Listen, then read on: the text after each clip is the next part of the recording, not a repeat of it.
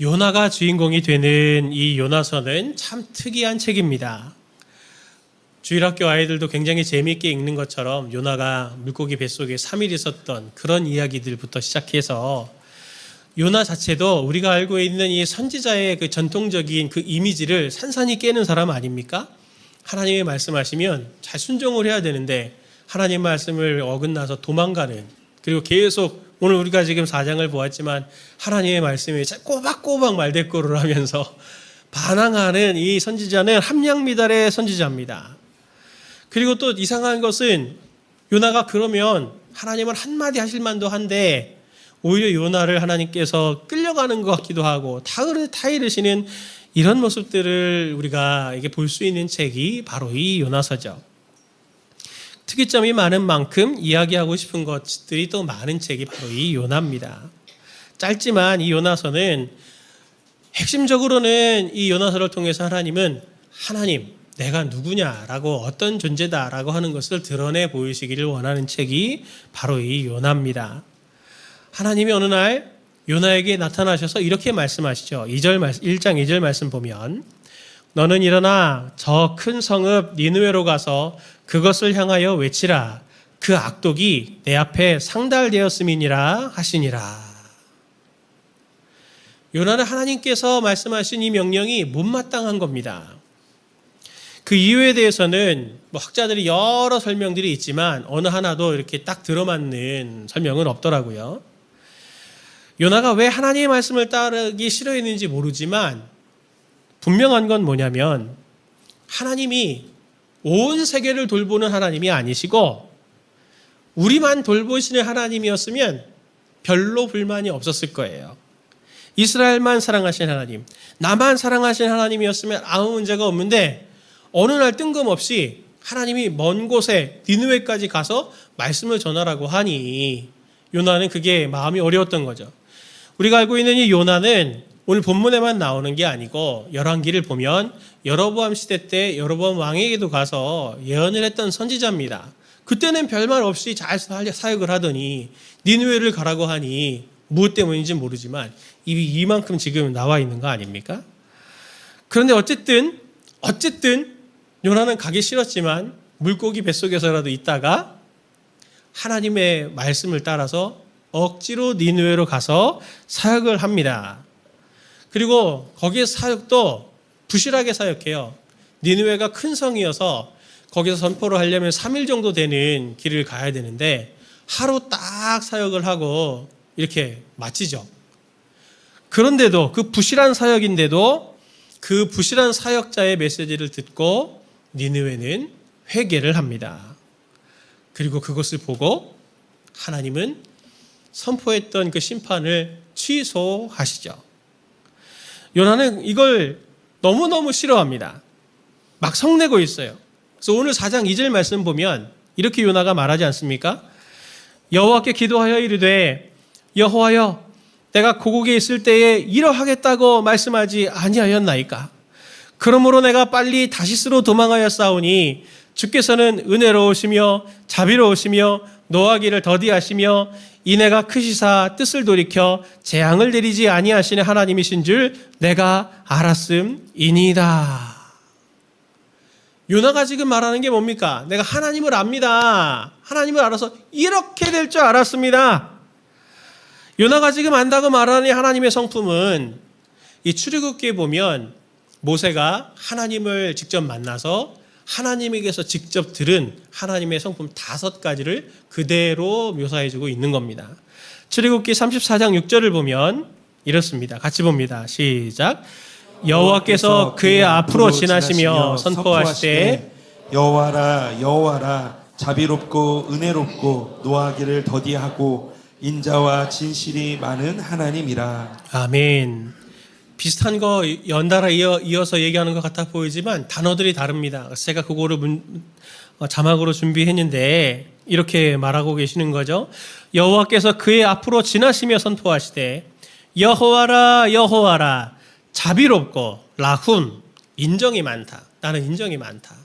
둘째 은혜롭다. 한운 친절하다. 셋째로 노하기를 더디하다. 엘레크 아핌 해서 원문을 보면은 코가 길다. 이게 좀 이상하죠?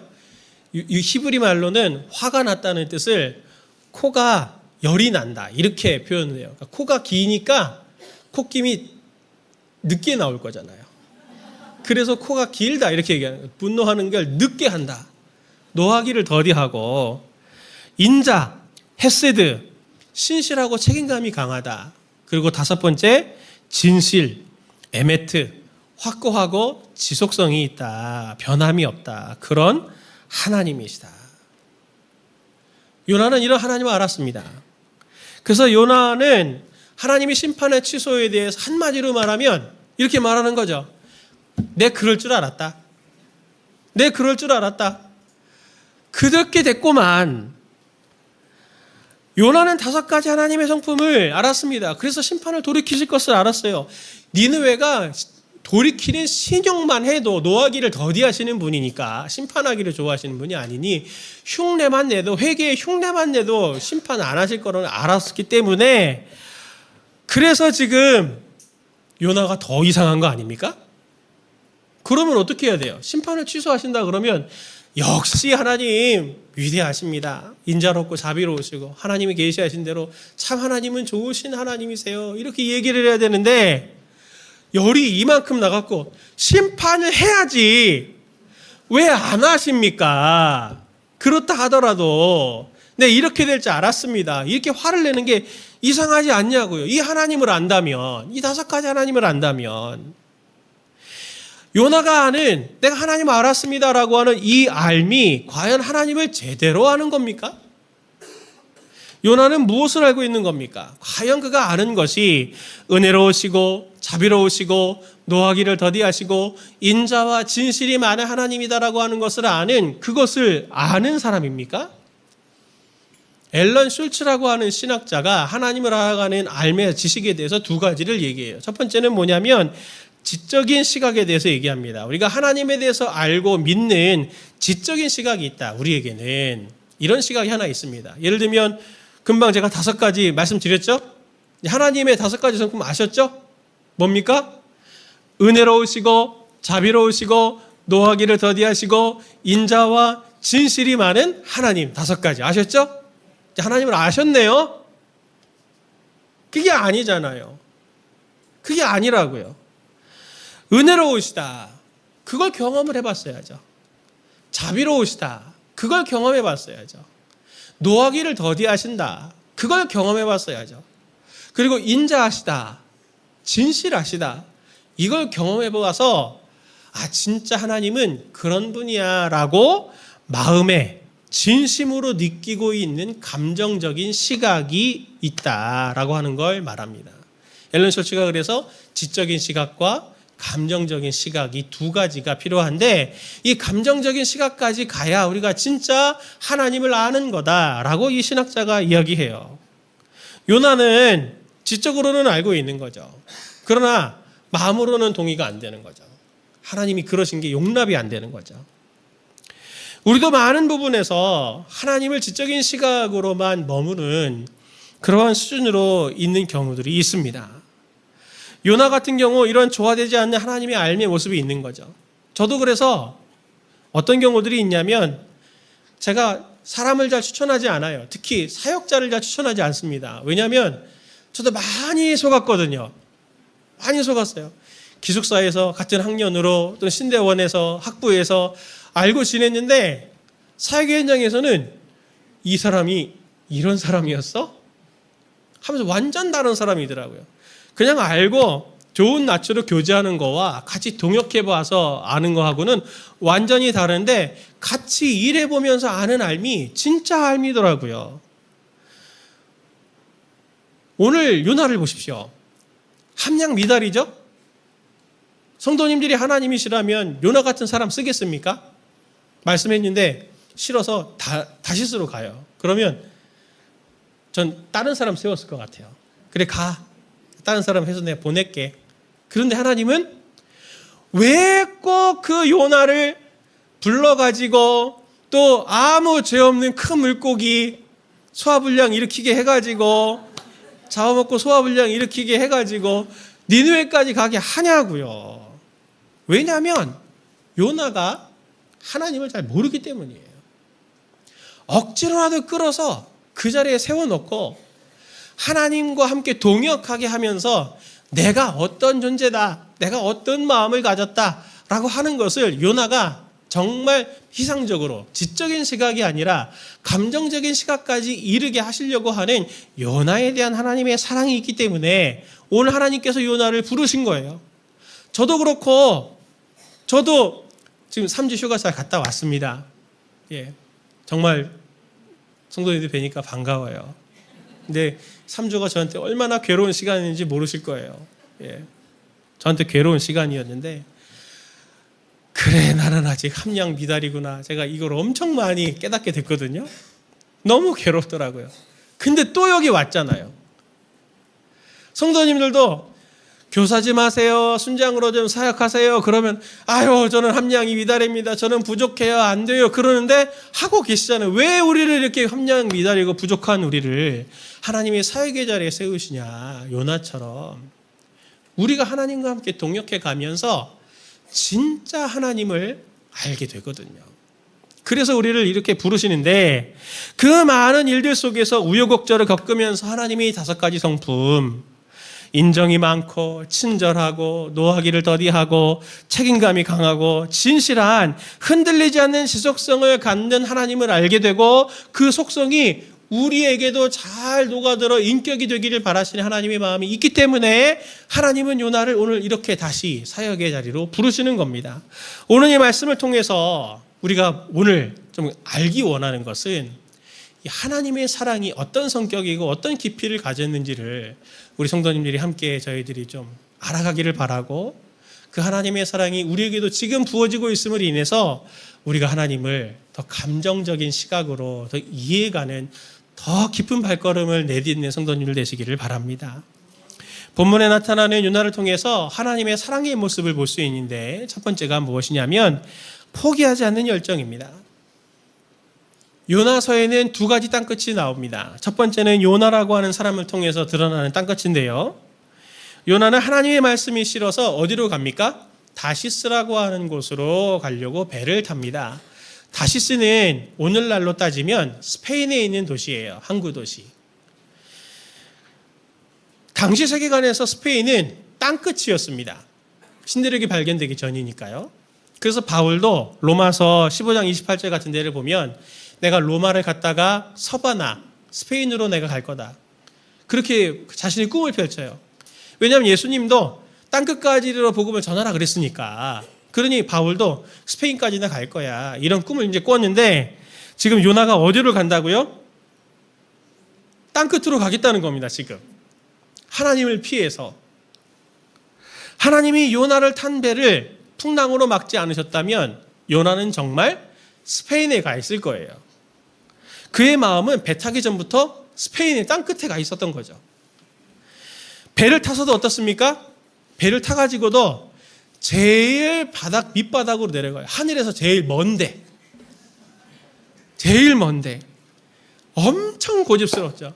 나는 어떻게든 하나님을 거부하고 말 거야. 온몸으로 지금 얘기하고 있는 거예요. 여호와의 얼굴을 피하려고 다시스로 가고 다시스로 내가 가면 하나님은 포기하시겠지. 타이밍 다 놓칠 거니까. 거기 갔다가 오는 시간이 얼마인데 막 이런 계산하면서 이제 갈지 알았는데 하나님은 어떤 분이십니까? 땅끝에 있는 요나를 잡아오시죠. 건져내시고 자기 제 자리로 돌려놓으시는 사랑의 모습을 보이십니다. 또 다른 땅끝은 어디냐면 니느웨예요. 니느웨는 우리가 성경에 나오는 아수르의 수도지만 이 당시에는 수도가 아니었습니다. 아수르가 내전 상태에 있었기 때문에 이 당시에는. 근데 니느웨는 성경에 나타나는 도시 중에 가장 북동쪽 끝에 있는 도시입니다. 어떻게 보면 땅끝이죠. 하나님은 그 땅끝에 니느웨 사람들에게 눈이 가 있었습니다. 그래서 하나님은 그들의 죄가 차고 넘치자 하나님의 심판이 이르기 전에 니느웨랑은 아무 상관없는 먼 나라 자신의 백성이 있는 이스라엘에서 한 선지자 요나라고 하는 사람을 불러서 그들에게 경고해 주시기를 원하셨던 거죠. 너희들이 조금만 더 가면 너희의 죄가 너희를 삼키게 될 거다. 소돔과 고모라처럼 심판을 당하게 될 거야. 그러니 너희가 죄를 돌이키고 돌아와라. 하나님은 그들을 위해서 아무런 상관없는 요나를 불러 일으켜 세우시는 온 세계의 하나님이시다라고 하는 것을 오늘 성경은 보여줍니다. 이렇게 두 땅 끝에 펼쳐진 하나님의 사랑을 통해서 볼 수 있는 게 뭐냐면 열정이에요.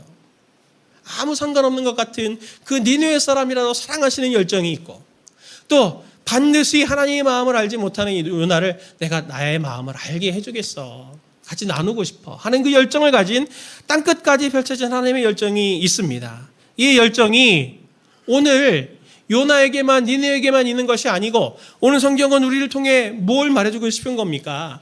이 포기하지 않는 땅끝까지 가서라도 우리를 건지려고 하는 그 열정이 저와 우리 성도님들에게 지금도 부어지고 있다라고 하는 것을 하나님은 우리에게 지금 말씀해 주시기를 원하는 겁니다. 이 사랑을 다윗은 시편에서 이렇게 말합니다. 시편 139편 7절부터 10절 말씀인데 같이 봅니다. 내가 주의 영을 떠나 어디로 가며 주의 앞에서 어디로 피하리이까? 내가 하늘에 올라갈지라도 거기 계시며 수월에 내 자리를 펼지라도 거기 계시니이다. 내가 새벽 날개를 치며 바다 끝에 가서 거주할지라도 거기서도 주의 손이 나를 인도하시며 주의 오른손이 나를 붙드시리이다. 아멘. 우리가 어느 곳에 있어도 땅 끝에 있고 스올, 지옥 같은 곳에 있다 할지라도 거기서도 주님의 손이 나를 인도하시고 거기서도 나를 주님께서 붙드십니다라고 하는 이 하나님의 뜨거운 열정이 성도님들 가운데 부어지고 계신 것을 꼭 믿으시기를 바랍니다. 끝까지 추적하시는 하나님이십니다. 끝까지 추적하시는 하나님. 우리가 무관심하고 방심하고 제멋대로 니느웨 백성처럼 살아도 하나님은 우리가 치명적인 죄로 인해서 멸망과 심판에 이르지 않도록 반드시 우리의 인생 가운데 어떤 방식으로든지 개입하셔서 우리로 하여금 살 길로 인도해 주시는 분이 하나님이신 것을 믿으시기를 바랍니다. 또 내가 의지적으로 하나님을 부인하고 하나님 뜻을 따르지 않겠습니다 하고 하나님을 배신한다고 할지라도 그 땅끝까지라도 우리를 추적해 가셔서 그 아들을 버린 자식 되지 않게 다시 삶의 자리로 부르셔서 우리를 복되게 하시고 하나님의 마음을 담는 사역자로, 건강한 사역자로 부르시는 이 하나님의 사랑이, 이 열정이 바로 성도님들 가운데 부어지고 계심을 꼭 믿으시기를 바랍니다. 이게 바로 하나님의 사랑인 열정의 특징이에요. 한 영혼도 잃지 않겠다.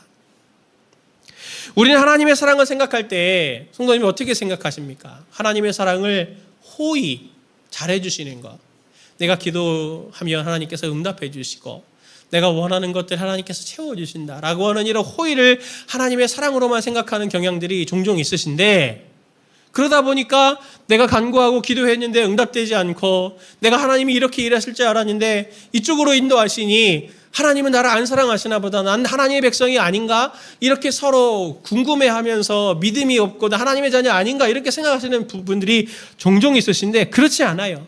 오늘 본문에 보았을 때 요나를 보면 하나님이 사랑하신다고 느끼겠습니까? 하나님 적당히 저를 좀 놔주시죠. 이럴 것 같아요. 하나님의 사랑의 특징은 무엇에 가깝냐면 책임감에 가깝습니다. 책임감. 우리를 망가지지 않게 붙드시고 우리를 창조하신 목적대로 이루게 하시는 그 하나님의 책임감. 그게 바로 하나님의 사랑의 가장 중요한 특징이죠. 성도님들이 원하는 대로 다 들어주셨으면 어떻게 됐겠습니까? 좋았겠죠? 이 자리에 없을지도 몰라요. 근데 저도 하나님께 구한 거 많거든요. 안 들어주신 것도 많아요. 그런데 그게 정말 다 들어줬다 그러면 지금 생각해보면 아찔합니다. 아찔해요. 진짜 아찔해요. 저는 진짜 여기 없었을 거예요. 저는 진짜 여기 없었을 거예요. 그런데 정말 하나님께서 저뿐만 아니라 성도님들에게 창조주로서의 책임감을 가지고 가장 선한 것을 주셨기 때문에 오늘 우리는 지금 이렇게 삶을 은혜로 살고 있는 것 아닙니까? 많은 분들이 삶을 살아가면서 지금도 불안과 염려에 빠지는 이유가 뭡니까? 예수님을 믿는다고 하면서도 불안과 염려 속에 과도하게 저희가 빠져 있는 이유는 내가 내 삶을 잘 판단하고 잘 대응할 수 있어야 좋은 결과로 나올 거다라고 하는 이 인과관계에 대한 믿음이 있는데 그렇게 되든가요? 그거 안 되잖아요. 또 반대로 내가 원하지 않았고 의도하지 않았으나 하나님께서 나에게 열어주셔서 가장 좋은 길들을 열어주셨던 것들도 분명히 있잖아요.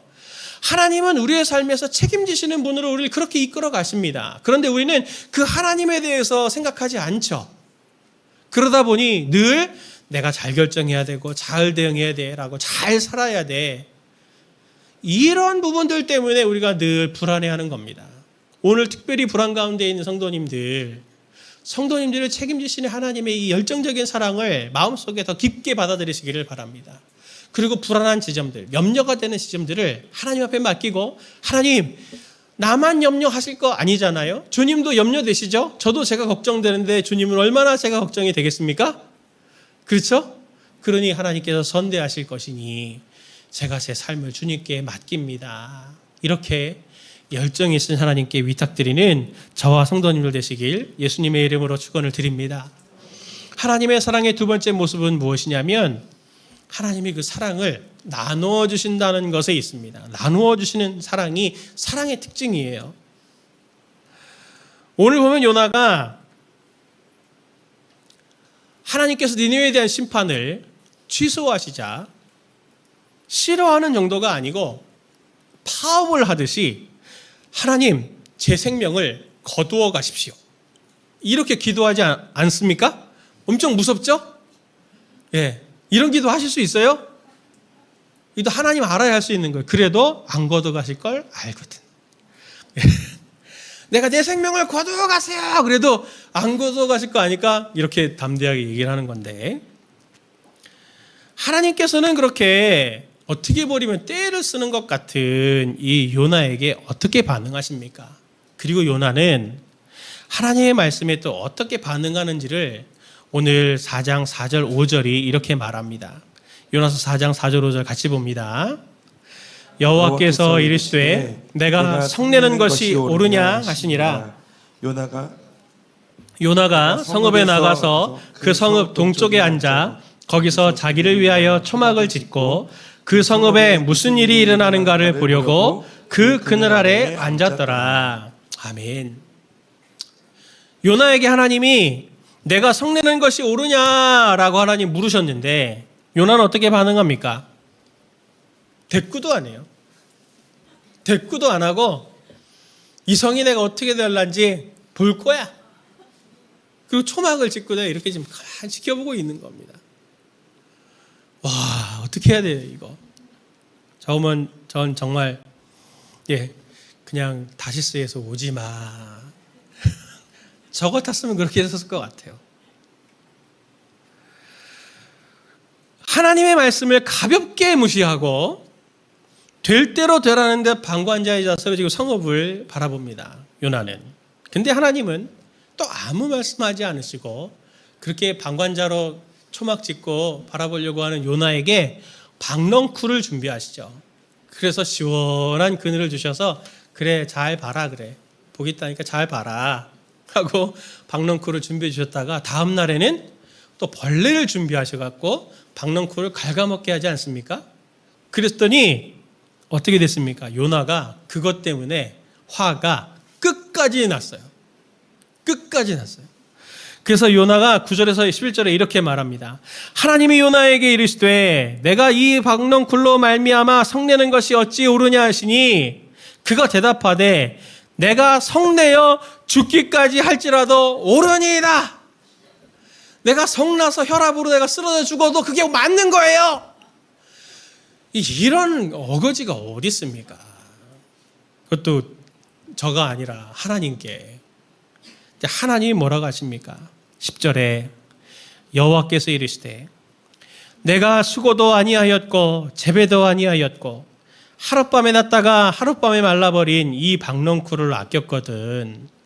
하물며 이 큰 성읍 니느웨에는 좌우를 분별하지 못하는 자가 12만여 명이요 가축도 많이 있나니 내가 어찌 아끼지 아니하겠느냐 하시니라. 하나님은 요나를 그래도 끝까지 품으십니다. 그리고 이렇게 말씀하시죠. 요나를 책망하는 대신에 자신의 마음을 이렇게 나눠주십니다. 너 그 박넝쿨 소중하게 여기지 않았었잖아. 그런데 그거 그렇게 소중하게 여겨서 그거 죽었다고 지금 이렇게 화가 났니? 그렇게 소중했었냐? 네가 그 박넝쿨을 소중하게 여기는 거와 저 니느웨 성에 12만여 명의 사람들이 지금 죽어가고 있는데 어떤 것이 더 소중하겠냐? 나에게는 그들이 얼마나 소중하겠니? 하시면서 하나님은 박넝쿨을 비유로 말도 안 되는 비유지만 비유하셔서 하나님이 니느웨를 얼마나 긍휼히 여기고 계시는지를 요나도 같이 그 마음에 담기를 바라셨어요.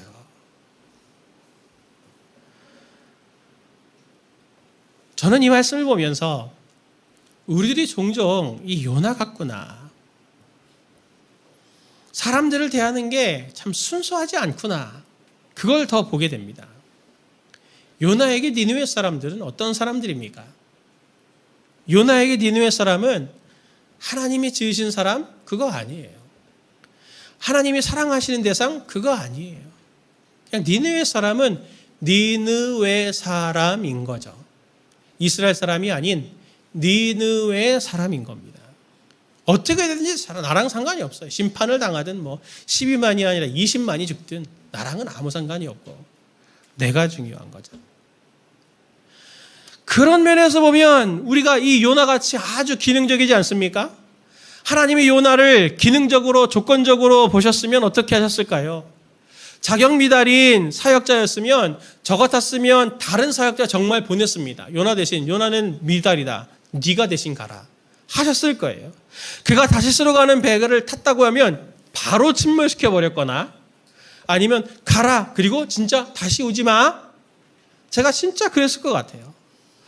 근데 제일 먼저 심판했을 것 같은데 하나님은 요나의 불평과 불만을 받아주실 뿐만 아니라 마음과 시선을 다시스로 가는 배를 통해서 그리고 배의 풍랑을 만났을 때 선장을 통해서 야 당신 뭐하고 있는 겁니까? 당신의 신들을 위해서 기도하십시오. 하나님께 도와달라고 기도하십시오. 선장의 입을 통해서도 경계를 하시고 또 큰 물고기 준비하셔서 회개하는 마음을 갖게 하시고 그걸로도 안 돼서 박넝쿨과 벌레까지 쓰셔갖고 이 엄청나게 번거로운 과정들을 거쳐서 내가 정말 저 니느웨 사람들을 얼마나 사랑하는지를 너도 알기를 원한다. 마음을 자꾸 나누어 주기를 원하세요.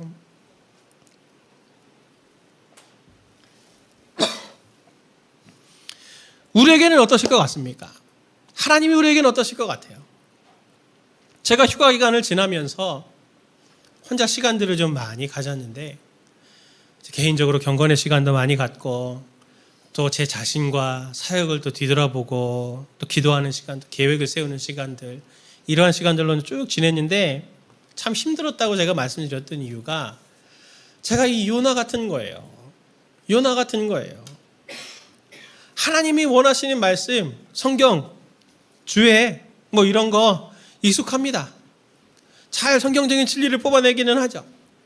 그런데 이게 과연 내 삶에 그렇게 감성적인 시각으로 체화가 완전히 돼 있느냐라고 하는 부분에 부끄러움이 많고 그리고 요나처럼 주변에 제가 워낙 제 성격이 의무감과 책임감이 강한 사람이어가지고 성향상 그래서 제가 그것들을 잘 또 바쁜 사역들 속에서 막 달려가다 보니까 사람들을 존재로 사랑으로 저희가 대하는 게 아니고 제가 의무로 책임감으로 자꾸 주변을 바라보게 되는 것들을 발견하게 됐어요. 그러니 감사가 부족하고 때로는 지치기도 쉽고 때로는 자꾸 주변을 판단하고 평가하게 되고 문제를 해결해야 되니까 자꾸 그 안에서 사람들이 사람으로 보이는 게 아니고 일로 보이고 순간순간들이 이렇게 나한테 부담스럽게 다가왔구나 하는 그런 것들을 제가 발견하게 되면서 제가 하나님 앞에 정말 부끄럽고 하나님께 정말 간절히 이 학기를 놓고 제가 기도하는 것들이 뭐냐면 하나님 정말 제가 더 주님의 이 5가지 성품을 갖는 사람이 되게 해주시기를 원합니다.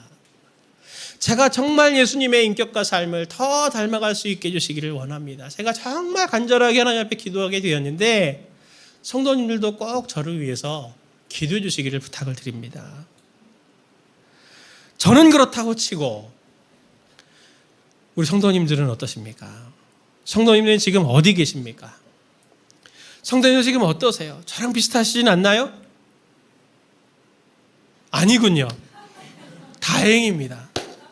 저랑 같을 줄 알고 제가 얼마나 걱정했는지 모르는데 다행입니다. 사랑하는 가족을 수입, 연봉으로 바라보지 마십시오. 평가하지 마십시오. 성적으로 그 사람을 바라보지 마십시오. 나이로나 체력으로나 또는 직장으로나 성격으로나 이런 기준으로 가장 사랑하는 하나님께서 맡겨주신 사람들을 그 눈으로 바라보지 마십시오. 사랑하는 성도님들 지금 어디 계십니까? 요나처럼 몸은 니느웨에 있는데 마음은 저 다시스에 가 있는 그런 삶은 아닌가요? 내가 엄마고 아빠고 내가 직장인이고 하니 내가 오늘 이곳 니느웨에는 있지만 서로에게 대하여 기대가 아니라 포기가 더 많고 무관심해지고 대화가 줄어들고 그러고 있지는 않나요? 내 마음은 박넝쿨에 있어요. 이게 안 죽어야 될 텐데 벌레가 갉아먹을 때 서서히 말라들었을 때 얼마나 이 요나의 마음이 타올랐겠습니까? 박넝쿨에 우리 마음은 있고 니느웨 백성한테는 없는 그런 모습은 아닌가요?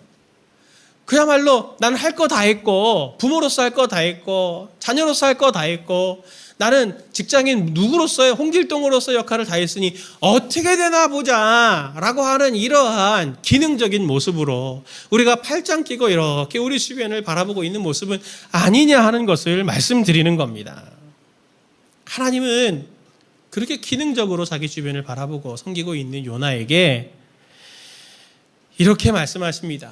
좌우를 분별하지 못하는 백성들이 여기 12만 명이나 있다. 제가 휴가 기간 중에 여기저기 다니면서 저는 어디 갈 때마다 사람들을 잘 관찰하거든요. 사람들을 이렇게 관찰해 보면서 제가 본 게 뭐냐면 성도님들이 쉴 틈이 없어요. 쉴 틈이. 그건 직장이 아니고 휴가지 가서도 똑같더라고요. 가정 안에서도 똑같더라고요. 사람들이 서로에게 대하여 가정 안에서도 서로 빈틈을 허락하지 않아요. 다들 완벽한 아빠, 완벽한 엄마가 되기를 바라고 완벽하기를 요구를 합니다. 가정 안에서도. 그래서 각자가 정해둔 기준들이 있죠. 아내는 이래야 돼, 남편은 이래야 돼, 아이는 이래야 돼, 부모님은 이래야 돼 라고 하는 기준들을 정해놓고 그 기준에 서로 맞추라고, 그 주관적인 기준에 서로 맞추라고 서로가 서로에게 계속 채찍질, 잔소리라는 채찍질을 하죠. 계속 채찍질을 하죠. 어디에도 마음 둘 곳이 없어요. 어디에도 마음 둘 곳이 없어요. 너무 불쌍하더라고요. 너무 불쌍해요. 어디 한 구석에 마음 둘 곳이 있어야 될 거 아닙니까? 빈 구석을, 빈 모습을 좀 보여줘도 괜찮아. 이해해. 수고했어. 마음 둘 곳이 없어요.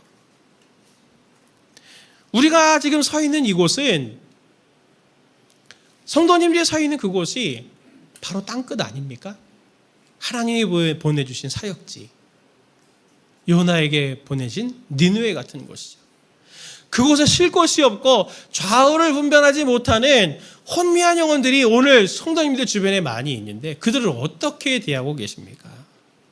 우리가 우리 땅끝에서 불순종과 죄의 자리, 그 영향을 계속 받는 땅끝의 자리에서 십자가의 모습으로 나타나셔서 모든 것을 다 품고 섬겨주신 예수님의 마음을 가지고 우리가 그들 가운데 나아가는 것이 필요하고, 또 끊임없이 죄성과 죄가 영향을 받아서 내 상황과 논리와 그리고 내 어떤 유익을 위해서 끊임없이 서로 치열하게 다투는 그런 삶의 자리들 가운데서 하나님의 마음을 그들이 아프게 하고 있을 때 그들을 넓게 품으면서 그들에게 쉴 틈을 제공해 줄 수 있는 자들이 된다면 하나님의 사역을 잘 감당하고 있는, 알고 있는 요나로 하나님께서 우리를 쓰고 계시지는 않을까요? 사랑하는 성도님들, 우리에게는 다른 어떤 것들보다도 십자가의 사랑과, 그리고 오늘 이렇게 요나에게 땅끝까지 찾아가셔서 땅끝에 있는 사람들을 불러 올려서라도 그들을 품으시려고 하는 그 하나님의 사랑을 우리가 먼저 담는 것이 필요합니다. 그래야 가정 안에서도 교회 안에서도 끊임없이 자기 기준을 가지고 서로 채찍질하는 관계가 아니라 서로 연약한 게 보이면 내가 그 부분에서 내가 강한 장점이 있으니 내가 섬겨서 당신에게 쉼을 줄게요 라고 말할 수 있는 회복이 있는 하나님의 나라를 그런 식으로 구현하게 되는 거 아닌가요?